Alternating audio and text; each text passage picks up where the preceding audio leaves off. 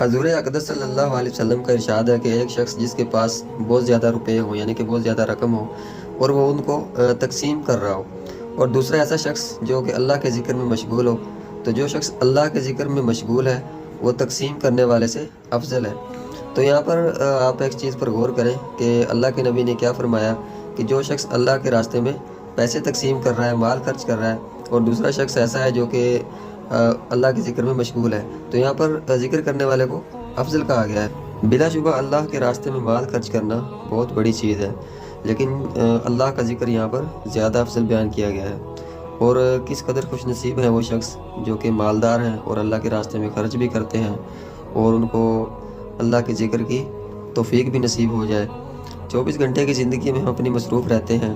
جیسا کہ زراعت، کاروبار، تجارت، جو بھی کام کاج کرتے ہیں، تو اس میں سے تھوڑا سا ٹائم اگر اللہ کے ذکر کے لیے نکال لیا جائے تو اس میں کوئی مشکل بات نہیں۔ حضور اقدس صلی اللہ علیہ وسلم کی ایک اور حدیث آپ کو سناتا ہوں کہ آپ صلی اللہ علیہ وسلم نے ارشاد فرمایا کہ ذکر کرنے والا اور ذکر نہ کرنے والا کی مثال زندہ اور مردہ کی سی ہے، یعنی کہ جو ذکر کرتا ہے وہ زندہ ہے، اور جو ذکر نہیں کرتا